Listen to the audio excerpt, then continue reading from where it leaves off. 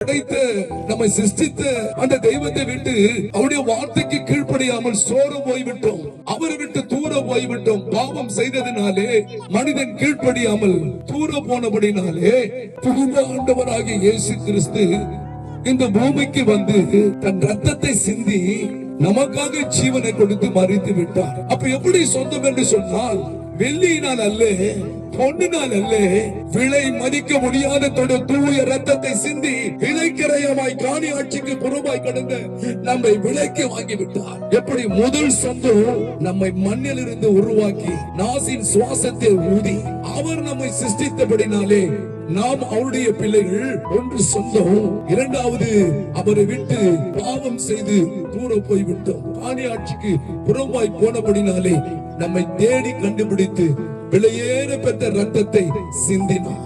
ஏன் இதை சொல்ல வேண்டும் என்றால், மனுஷனுடைய மாமிசத்தின் உயிர் ரத்தத்தில் இருக்கிறது. ஒரு மனிதனை திரும்ப மீட்டெடுக்க வேண்டுமானால் நம்முடைய ஆண்டவராகிய இயேசு கிறிஸ்து விலை கொடுத்து விலை மதிக்க முடியாத தன் ரத்தத்தினாலே மீட்டெடுக்கப்பட்டபடினாலே அவர் நமக்கு சொந்தம். இன்றைக்கு உங்களை பார்த்து சொல்லுகிறார், எத்தனை பேர்கள் படைத்த தேவனை விட்டு தூர போய் இருக்கிறார்கள். எத்தனை பேர் வானத்தை பூமியை படைத்த உண்மை தெய்வத்தை மறந்து இருக்கிறார்கள். எத்தனை பேர் அந்த தெய்வத்தை குறித்து தெரியாமல் இருக்கிறார்கள். அந்த தெய்வம் தான் உனக்காக ரத்தம் சிந்தி மறித்து அடக்கம் பண்ணப்பட்டு மூன்றாம் நாள் உயிரோடு கூட எழுந்து ஜீவனுள்ள தேவனாக இன்றைக்கு நின்று உன்னோடு பேசிக் கொண்டிருக்கிறார். இதற்காக வருத்தப்பட்டு வாதம் சுமக்கிறவர்களே, நீங்கள் எல்லாரும் என்னிடத்தில் வாருங்கள், நான் உங்களுக்கு இளைப்பாறுதலை தருவேன். சமாதானம் இல்லாமல், மகிழ்ச்சி இல்லாமல், வாழ்க்கை முழுவதும் கண்ணீரோடு வாழ்ந்து கொண்டிருக்கிற உங்களை பார்த்துத்தான், உன்னை பார்த்துத்தான் இயேசு உன்னை அழைக்கிறார். அந்த அன்பு இயேசு எதற்காக இந்த பூமியில வந்தார்? எதற்காக இந்த பூமியில 3 ஆண்டுகள் அவர் ஊழியம் செய்தார்? எதற்காக தெரியுமா? உன்னை இந்த பூமியில வைத்து விட்டு போவதற்கு அல்ல. மனுஷன் பிறப்பதும் அடுத்தது மரிப்பதும் நித்திய ஜீவன் ஒன்று இருக்கிறது, காயத்தில் போன்றிருக்கிறது. மரித்தவுடனே மனுஷன் மண்ணிலே போய்விட்டான் என்று நீ நினைத்துக் கொண்டிருக்கிறாய். அப்படி அல்ல. மரித்தவுடனே சரீரத்தை கொண்டு வந்து பூமியிலே புதைத்து விடுவார்கள்.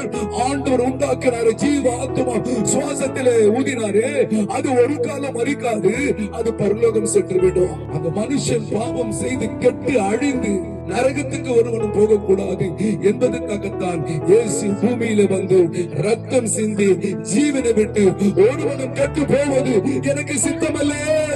எல்லாரும் அந்த நித்திய ராஜ்யம், அந்த பரலோக ராஜ்யம் போவதற்காகவே இயேசு இந்த பூமியில் வந்து உனக்காக ஜீவனை கொடுத்தார். உனக்காகவே தன் ரத்தத்தை சிந்தினார். உனக்காகவே தேவன் அடிபட்டார். அந்த அன்பு தெய்வம் உன்னை பார்த்து உன்மேல் அன்பு வைத்தபடினால் அவர் உன்னை அழைக்கிறார். நீங்கள் இடத்தில் வாருங்கள். வந்தால் உங்களுக்கு சமாதானம், உங்களுக்கு விடுதலை, உங்களுக்கு மகிழ்ச்சி. இதை யாரும் கொடுக்க முடியாது, உலகம் கொடுக்க முடியாது, பணம் கொடுக்க முடியாது.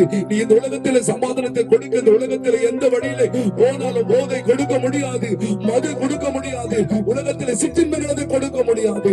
இந்த மெய்யான சமாதானத்தை கொடுக்கிற ஒரே தெய்வம் நாங்கள் அறிவிக்கிற ஆண்டவராகிய இயேசு கிறிஸ்து ஒருவரே அந்த சமாதானத்தை கொடுப்பார். என்ன செய்ய வேண்டும்? அந்த சமாதானம் உனக்கு வேண்டுமானால் அவரை இரட்சகராக, அவரை தெய்வமாக நீ ஏற்றுக்கொள்ள வேண்டும். வேதம் சொல்லுகிறது, அவரை ஏற்றுக்கொண்டவர்கள் எத்தனை பேர்களோ அத்தனை பேர்களும் தேவனுடைய பிள்ளைகளாகும்படி அவளுக்கு அதிகாரம் கொடுக்கிறார்.